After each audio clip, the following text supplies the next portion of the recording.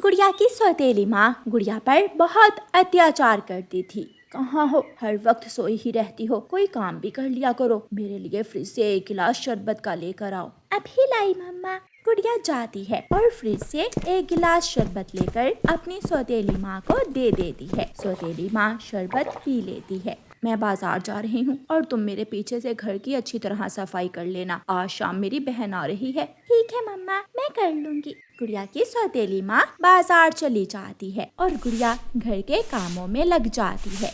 एक बूढ़ी चिड़िया उड़ती हुई आती है और दरवाजे पर दस्तक देती है। कोई है इस घर में जो मुझ बूढ़ी माँ को ठंडा पानी पिलाए। शायद बाहर कोई है। गुड़िया दरवाजा खोलती है। बेटी, मैं प्यासी हूँ, मुझे एक गिलास पानी का तो ला दो। मैं अभी लाई माँ जी। गुड़िया फ्रिज खोलती है। माँ जी को एक गिलास शरबत का पिला देती हूँ, माँ जी खुश हो जाएंगी। गुड़िया शरबत का गिलास भरकर ले जाती है। माँ जी ले, ये मीठा लाल शरबत पी ले, आपकी प्यास बुझ जाएगी। बूढ़ी चिड़िया माँ ठंडा मीठा लाल शरबत पीकर बहुत खुश होती है और दुआएं देती हुई वहाँ से चली जाती है। गौरी कवि दूर बैठी ये सब देख रही थी। वो भागी भागी गुड़िया की सौतेली माँ के पास जाती है। तू यहाँ बैठी है और पीछे से तेरी सौतेली बेटी घर को उजाड़ रही है। क्या हुआ गौरी बहन, मुझे पूरी बात बताओ। लाल शरबत के गिलास भर भर कर आते जाते पक्षियों को पिला रही है वो। उस चिड़िया ने तो मुझे पागल बना रखा है, आज तो मैं उसके पंख ही काट दूंगी। गुड़िया की सौतेली माँ गुस्से में घर जाती है और पकड़कर गुड़िया को मारने लगती है। माँ, मैंने क्या किया है? मुझे छोड़ दे माँ। फिर पिलाएगी शरबत किसी रह जाते पक्षी को? नहीं पिलाऊंगी, मुझे छोड़ दे माँ जी, नहीं पिलाऊंगी, मुझे माफ कर दे। चल निकल, तू अभी के अभी मेरे घर से निकल जा। गुड़िया की सौतेली माँ गुड़िया को घर से निकाल देती है। गुड़िया छोटी थी, उसे तो अच्छी तरह जंगल के रास्तों का भी नहीं मालूम था। वो उड़ती रहती है और उड़ती उड़ती दूसरे जंगल पहुँच जाती है। वो वीरान जंगल था, दूर दूर तक कोई भी पक्षी वहाँ नहीं था। गुड़िया थक जाती है और एक जगह बैठ जाती है। गौरी, बहुत अच्छा किया तुमने जो मुझे उस मनहूस का बता दिया, वरना वो तो मेरे पीछे पीछे मेरा घर ही उजाड़ देती। अब कहाँ है वो तुम्हारी सौतेली बेटी? मैंने मार मार कर उसे घर से निकाल दिया है। बहुत अच्छा किया तुमने। रात हो जाती है। गुड़िया को बहुत डर लग रहा था। वो डर के मारे एक पेड़ के पीछे छुपकर बैठ जाती है। अंधेरा भड़ गया था। दूर से आती हुई बूढ़ी चिड़िया को गुड़िया देख लेती है। गुड़िया जल्दी से उठकर बूढ़ी चिड़िया के पास जाती है। माँ जी, क्या आपने मुझे पहचाना है? हाँ बेटी, आप वही हो जिसने मुझे रास्ते में मीठा लाल शरबत पीने को दिया था। लेकिन बेटी, आप इतनी रात के इस वीरान जंगल में क्या कर रही हो? माँ जी, मेरी सौतेली माँ ने मुझे घर से निकाल दिया है। एक गिलास शरबत मैंने आपको क्या पिला दिया? मेरी माँ ने तो मुझे मार मार कर घर से ही निकाल दिया। मैं शर्मिंदा हूँ बेटी, मेरी वजह से तुम्हारी माँ ने तुझे घर से निकाल दिया। चलो तुम मेरे साथ चलो, वहाँ थोड़ी ही दूर मेरा घर है। फिर बूढ़ी चिड़िया गुड़िया को अपने साथ ले जाती है। ये घर मेरा है बेटी, मैं इस घर में अकेली ही रहती हूँ। आज से तुम मेरे साथ इसी घर में रहा करोगी। गुड़िया खुश हो जाती है और फिर उस बूढ़ी चिड़िया के साथ उसी घर में रहने लगती है। सुबह हो जाती है। गुड़िया बूढ़ी चिड़िया माँ के साथ जंगल जाती है। बेटी, इस वीरान जंगल में केवल ये एक ही नदी है पानी की। अगर पानी पीना हो तो तुम्हें यहाँ आना है। चलो, अब मैं तुम्हें भोजन की जानकारी भी देती हूँ। फिर बूढ़ी चिड़िया गुड़िया को जंगल की दूसरी तरफ ले जाती है। वहाँ एक पुराना कुआं था। कुएं के पास एक फलदार पेड़ था जिस पर मीठे फल लगे हुए थे। माँ जी, क्या मैं इस पेड़ से फल खा लूं? हाँ बेटी, ये फल हमारे ही हैं, कोई दूसरा पक्षी नहीं है इन फलों को खाने वाला। दिन गुजरते गए और गुड़िया बूढ़ी माँ के साथ घुल मिल गई। अब तो गुड़िया उस घर को अपना घर ही समझने लगी थी। 15 दिनों बाद गुड़िया की सौतेली माँ अपने घर के बाहर बैठी हुई थी कि तोता वहाँ आता है। बहन जी, मैं आपकी माँ वाले जंगल से आया हूँ। आपकी माँ बहुत बीमार है, वो आपको बुला रही है। ये सुनकर गुड़िया की सौतेली माँ रोने लग जाती है। मैं अभी ही जाती हूँ अपनी माँ को देखने। गुड़िया की सौतेली माँ उड़ती है। वो उड़ती उड़ती उसी वीरान जंगल में पहुँच जाती है जिस जंगल में गुड़िया रहती थी। गुड़िया की सौतेली माँ थक जाती है, उसे प्यास लग जाती है। वो इधर उधर देखती है लेकिन कहीं भी पानी नहीं था। गुड़िया की सौतेली माँ चकरा कर गिर जाती है। थोड़ी ही देर बाद गुड़िया और बूढ़ी माँ वहाँ आ जाती हैं। माँ जी, ये तो मेरी सौतेली माँ है। बेटी, जल्दी से घर जाओ और घर से ठंडा पानी लेकर आओ। गुड़िया घर जाती है और घर से ठंडा पानी लेकर आती है। वो अपनी माँ को पानी पिलाती है और थोड़ी ही देर बाद गुड़िया की सौतेली माँ अपनी आंखें खोलती है। गुड़िया, तुम यहाँ हो? हाँ माँ, लेकिन यहाँ मुझे कोई मारने वाला नहीं है। अगर मैं किसी को पानी भी पिला दूँ तो फिर भी मुझे कोई नहीं मारेगा। गुड़िया बेटी, हमेशा ऐसे ही प्यासों को पानी पिलाती रहना। मैं वही चिड़िया हूँ जिसको उस दिन गुड़िया ने पानी पिलाया था। गुड़िया बेटी, मुझे माफ कर दो, मैं किसी की बातों में आ गई थी। मेरे साथ घर वापस चलो।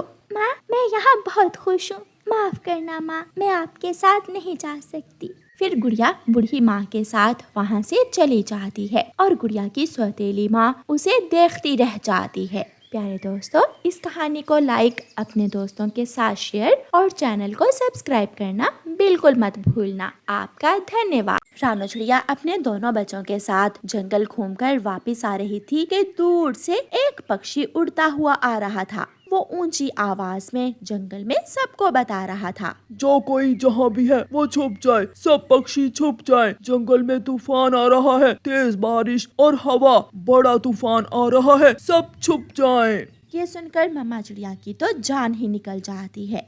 वो एक पेड़ पर बैठ जाती है। कुकू और गुड़िया बेटी, ये क्या हुआ? अगर मुझे पहले मालूम होता तो मैं आपको साथ ना लेकर आती। मम्मा, वो सामने किसी का घर है, हम वहाँ चले जाते हैं। जल्दी चलो बच्चों, समय नहीं है। वो सब उड़ते हैं। घर का दरवाजा खुला था और वो सब उस घर में जाकर बैठ जाते हैं।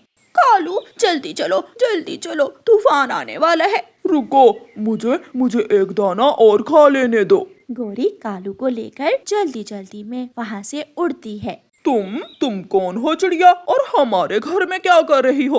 तुम किससे पूछकर हमारे घर में आई हो? कवि बहन, बच्चे साथ थे, अचानक तूफान का पता चला। चिड़िया ने अभी इतनी बात ही की थी कि बाहर तेज बारिश शुरू हो जाती है। मैं अपने बच्चों को लेकर यहाँ आ गई। उठो और निकलो मेरे घर से। ये घर मेरा है और मैं अपने घर में किसी को रहने की इजाजत नहीं देती। कवि बहन, कृपया करें, मैं अपने छोटे छोटे बच्चों को साथ लेकर कहाँ जाऊँगी? मेरा घर जंगल की दूसरी तरफ है और अब तो बारिश भी शुरू हो गई है। मैंने एक बार कहा ना, निकल जाओ यहाँ से। ये घर गरीबों का नहीं है, निकल जाओ मेरे घर से। गोरी कव्वी चिड़िया माँ और बच्चों को घर से निकाल देती है। वो सब दूसरे पेड़ के नीचे बैठ जाते हैं। मम्मा, अब क्या होगा? क्या हम सब मारे जाएंगे? मैं हूँ ना, मम्मा है ना अपने बच्चों के साथ, कुछ नहीं होगा मेरे बच्चों को। मम्मा चिड़िया अपने बच्चों को अपने पंखों में छुपा लेती है। थोड़ी देर बाद एक इंसान लकड़हारा अपनी बैलगाड़ी लेकर जंगल में उस रास्ते से गुजरता है। लकड़हारा जंगल में लकड़ियाँ काटने आया था। बच्चों, जल्दी से उठो, हमें उस इंसान की बैलगाड़ी पर बैठना होगा। मेरे पीछे पीछे आओ। मम्मा चिड़िया अपने बच्चों को साथ लेकर इंसान की बैलगाड़ी पर बैठ जाती है। बारिश से वो सब भीग तो रहे थे, लेकिन बैलगाड़ी पर बैठना उनमें से कहीं ज्यादा आसान था। इंसान लकड़हारा अपनी बैलगाड़ी लेकर इंसानों की बस्ती में पहुंच जाता है। पास में ही एक छपरा था। उस छपरे में एक गाय खड़ी थी। रानो चिड़िया अपने बच्चों को साथ लेकर उस छपरे के नीचे जाकर बैठ जाती है और लकड़हारा इंसान बैलगाड़ी अपने आंगन में पेड़ के पास खड़ी करके घर के अंदर चला जाता है। गाय माँ, मैं यहाँ थोड़ी देर रुक सकती हूँ? हाँ, क्यों नहीं। क्या आप बारिश में फंस गई थी? मैं तो दाना लेने निकली थी, बच्चे साथ जाने की जिद करने लगे और अचानक बारिश शुरू हो गई। गाय माँ, उन कौवों ने हमें अपने घर से निकाल दिया। हाँ, जब बारिश शुरू हुई तो हम कौवों के घर चले गए, लेकिन उन कौवों ने हमें अपने घर से निकाल दिया। चिंता न करें, मेरी मालकिन बहुत दयालु है, वो मेरा दूध निकालने आने ही वाली होंगी। वो आपको दाना भी देगी और आपको अपने साथ अपने घर ले जाएगी। थोड़ी देर बाद लकड़हारे की पत्नी छाता लिए उस तरफ आती है। उसके पास बाल्टी थी। वो गाय के पास आती है। अरे छोटी चिड़िया, आप तो पूरी तरह भीग चुकी हैं। ठंड लग रही होगी यहाँ बच्चों को। माँ जी, मैं एक मजबूर माँ हूँ, मेरी मदद करें। रात भी होने वाली है, मैं अपने घर वापस नहीं जा सकती। आज की रात मुझे अपने घर में रख ले। आप बैठे, मैं अपनी गाय का दूध निकालूं और फिर आप मेरे साथ मेरे घर चली जाना। लकड़हारे की पत्नी अपनी गाय का दूध निकालती है और फिर चिड़िया और उसके बच्चों को अपने साथ अपने घर ले जाती है। लकड़हारे का छोटा बेटा चिड़िया और उसके बच्चों को देखकर बहुत खुश होता है। मम्मा मम्मा, ये चिड़िया कहाँ से आई है?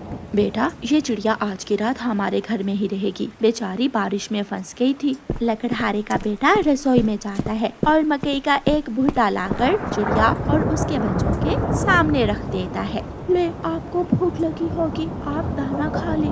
शुक्रिया दोस्त, हमें सच में बहुत भूख लगी हुई थी। लकड़हारे की पत्नी रसोई में खाना बनाने चली जाती है। लकड़हारा लेट जाता है और उसका बेटा चिड़िया और उसके बच्चों से बातें करता रहता है। क्या जंगल खूबसूरत है? हाँ, बहुत खूबसूरत। अगर आप कभी हमारे जंगल आए तो मैं आपको अपने जंगल की सैर करवाऊंगा। और वहाँ हमारा लकड़ियों से बना हुआ घर भी है। मुझे मेरा घर बहुत पसंद है। मुन्ने बेटा, खाना बन गया है, आप आकर खाना खा ले। फिर लकड़हारे का बेटा रसोई में खाना खाने चला जाता है। मामा चिड़िया खुद को सुरक्षित महसूस कर रही थी क्योंकि वहाँ ना तो बारिश थी और ना ही तेज हवा। लकड़हारे का परिवार खाना खाता है और लकड़हारे की पत्नी चिड़िया से कहती है, चिड़िया रानी, अपने बच्चों को लेकर आप वहाँ बैठ जाएं, वहाँ दानों की बोरी के ऊपर। चिड़िया अपने बच्चों को लेकर दानों की बोरी के ऊपर बैठ जाती है। वो जगह नरम थी। बच्चे तो अपनी मम्मा के साथ लगकर सो जाते हैं।